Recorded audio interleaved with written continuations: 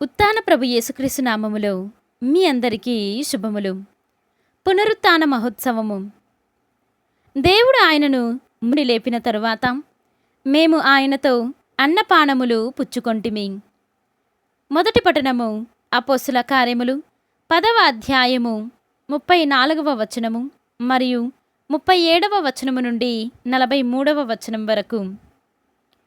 అంతట పేతురు ఇట్లు ప్రసంగింప ఆరంభించెను. దేవుడు ఎట్టి పక్షపాతము లేక అందరిని సమదృష్టితో చూచునని నేను ఇప్పుడు గుర్తించి తిని. యోహాను బోధించిన బప్తిస్మనంతరము గలిలయలో ప్రారంభమై ఆ సందేశము యూదయ అంతటా వ్యాపించెను. మహత్తర సంఘటన మీకందరకు తెలిసినదే. పవిత్రాత్మతో శక్తితో దేవుడు నజరేయుడు యేసును ఎట్లు అభిషేకించినది మీకు తెలియను. ఆయన అంతటా పర్యటించుచు మేలు చేయుచు పిశాచ శక్తికి లోబడిన వారందరూ స్వస్థపరచెను. ఏలయన దేవుడు ఆయనతో ఉండెను.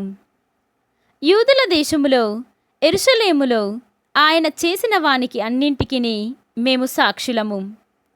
వారు ఆయనను సిలువ వేసిరి. అయినను దేవుడు ఆయనను 3వ నాడు మృతుల నుండి లేపి మరలా మాకు కనబడునట్లు చేసెను. దేవునిచే ముందుగా ఎన్నుకొనబడి ఆయనకు సాక్షులమై ఉన్న మాకు మాత్రమే కాని ఆయన ఇతరులకు కనిపింపలేదు. దేవుడు ఆయనను మృతుల నుండి లేపిన తరువాత మేము ఆయనతో అన్నపానములు పుచ్చుకొంటిమి. జీవితులకు మృతులకు తీర్పరిగా దేవుడు నియమించిన వాడు ఈయన ఎట ప్రకటింపవలయునని సాక్ష్యమియ్యవలయునని దేవుడు మమ్ము ఆజ్ఞాపించెను. ఈయన యందు విశ్వాసముంచిన వారందరి పాపములు ఈయన నామమున క్షమింపబడునని ప్రవక్తలందరూ పలికినది ఈయనను గూర్చియే. ఇది ప్రభువాక్కు. సర్వేశ్వరునికి వందనములు. భక్తి కీర్తన. ఇది ప్రభు విజయమును బడిసిన దినము. మనము ఉత్సవము చేసుకొని ఆనందింతుము. మీ హృదయములను పరలోకమందలి వస్తువుల వైపు మరల్చుడు. అచట క్రీస్తు ఉండును. 2వ పట్టణము పునీత చిన్నప్ప గారు కొలస్సీలకు రాసిన లేఖ 3వ అధ్యాయము 1వ వచనము నుండి 4వ వచనం వరకు. సోదరులారా, మీరు క్రీస్తుతో పాటు సజీవులుగా లేవనెత్తబడితిరి కనుక మీ హృదయములను పరలోకమందలి వస్తువులపై మరల్పుడు. అచట దేవుని కుడి ప్రక్కన క్రీస్తు తన సింహాసనము పైన అధిష్ఠించి ఉండును. మీరు మీ మనస్సులను ఇచ్చట భూమిపై గల వస్తువుల మీద గాక అచట పరలోకమునందు గల వస్తువులపైన లగ్నము చేయుడు. ఏలన మీరు మరణించితిరి. మీ జీవితము క్రీస్తుతో పాటు దేవుని యందు గుప్తమై ఉన్నది. మనకు జీవమై ఉన్న క్రీస్తు ప్రత్యక్షమైనప్పుడు మీరు ఆయనతో కూడా మహిమయందు కనబడుదురు. ఇది ప్రభువాక్కు. సర్వేశ్వరునికి వందనములు. ఈనాటి సువిశేషము పునీత యోహాను గారు వ్రాసిన సువిశేషము 20వ అధ్యాయము 1వ వచనము నుండి 9వ వచనము వరకు.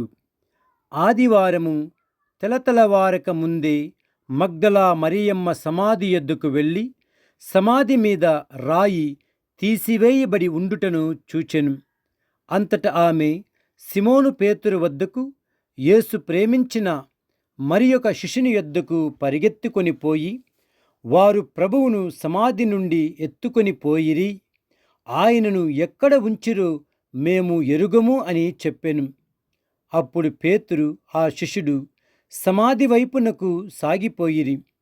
ఆ ఇద్దరును పరిగెత్తుచుండిరి. కాని ఆ శిష్యుడు పేతురు కంటే వేగముగా పరిగెత్తి ముందుగా సమాధి యొద్దకు చేరెను. అతడు వంగి నారవస్త్రములు అచ్చట పడియుండుటను చూచెను, కాని లోనికి వెళ్ళలేదు. ఆ తరువాత సిమోను పేతురు వచ్చి సమాధిలో ప్రవేశించి అచ్చట పడియున్న నారవస్త్రములను ఆయన తలకు కట్టిన తుండుగుడ్డను చూచెను. ఆ తుండుగుడ్డ నార వస్త్రములతో పాటు కాక విడిగా చుట్టి ఉంచబడెను. సమాధి యొద్దకు మొదట వచ్చిన శిష్యుడు కూడా లోనికి వెళ్ళి చూచి నమ్మెను. యేసు మృతులలో నుండి సజీవుడుగా లేవవలయునను లేఖనమును వారు అప్పటికిని గ్రహింపలేకపోయిరి. పిమ్మట ఆ శిష్యులు తమ ఇంటికి తిరిగి పోయిరి. ఇది క్రీస్తు సువిశేషము. క్రీస్తువా మీకు స్తుతి కలుగునుగాక.